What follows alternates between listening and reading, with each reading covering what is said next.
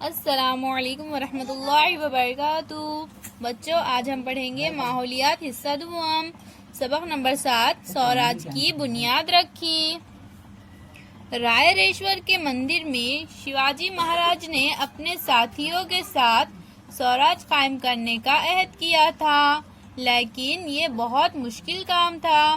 اس زمانے میں دلی کے مغل بادشاہ، بیجاپور کے عادل شاہ، گوا کے پرتگیز اور جنجیرا کے سدی، یہ 4 طاقتیں اس وقت مہاراشٹر پر حکومت کر رہی تھی۔ ان 4 طاقتوں کا اس قدر دبدبہ تھا کہ کوئی ان کے خلاف آواز اٹھانے کی ہمت نہیں کر سکتا تھا۔ ایسے مشکل حالات میں شیواجی مہاراج نے سوراج قائم کرنے کا ارادہ کیا۔ دشمنوں کی بے پناہ طاقت کے سامنے شیواجی مہاراج اور ان کے ساتھیوں کی قوت کوئی حیثیت نہیں رکھتی تھی، لیکن شیواجی مہاراج کا ارادہ اٹل تھا۔ تورنا کا قلعہ۔ شیواجی مہاراج کی جاگیر میں پونا، سوپا، چاکن اور اندرا پور کے پرگنے شامل تھے۔ جاگیر میں موجود قلعے بیجاپور کے دربار کے عہدیداران کے قبضے میں تھے۔ قلعوں کے بغیر سوراج کا قیام ممکن نہ تھا، کیونکہ جس کے قبضے میں قلعہ ہوتا، آس پاس کے علاقے پر اسی کی حکومت ہوا کرتی تھی۔ اس زمانے میں پہاڑی قلعے حکومت کا خاص سہارا سمجھا جاتا تھا، اسی لیے شیواجی مہاراج نے کسی مضبوط قلعے پر جلد از جلد قبضہ کرنے کا ارادہ کیا۔ تورنا کا قلعہ ان کی آنکھوں کے سامنے تھا۔ دیکھیے بچوں، یہ ہے تورنا کا قلعہ، جھنجھار پگڈنڈی۔ یہ قلعہ پونا کے جنوب مغرب میں 64 کلومیٹر کے فاصلے پر کاندھ گھاٹی میں واقع تھا۔ پہاڑی قلعوں میں اس کی بڑی اہمیت تھی۔ قلعے تورنا پر جانے کے لیے جھنجھار اور بدھلا نامی 2 بڑی قدرتی پگڈنڈیاں تھیں۔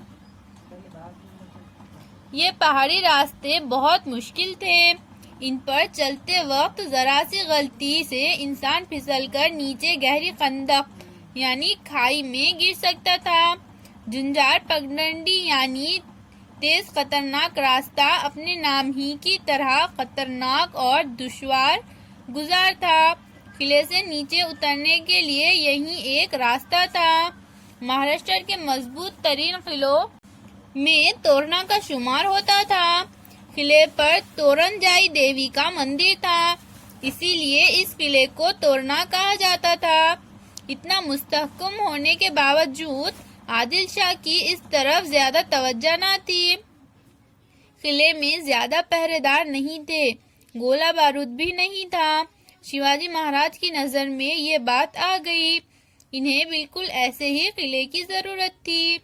اس قلعے کو فتح کر کے سوراج قائم کرنے کا انہوں نے تہیہ کیا۔ سوراج کی فتح کا نعرہ بجا۔ منتخب معاون نوجوانوں کی چند ٹکڑیاں لے کر شیواجی مہاراج کاندھ گھاٹی میں اترے۔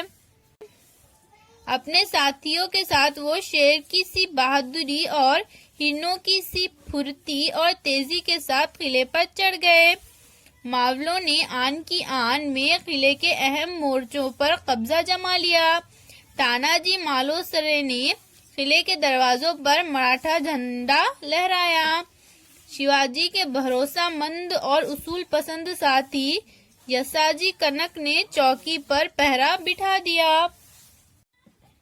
قلعے پر قبضہ ہو گیا، سب نے شیواجی مہاراج کی جے کے نعرے لگائے، ہندوی سوراج کے شادیانے بجنے لگے، نقاروں اور خرنوں کی آواز سے سہیادری کی گھاٹیاں گونج اٹھی۔ شیواجی مہاراج نے اس قلعے کا نام پرچند گڑھ رکھا۔ بچوں، اس کے آگے کا سبق ہم اگلی ویڈیو میں پڑھیں گے۔ اللہ حافظ۔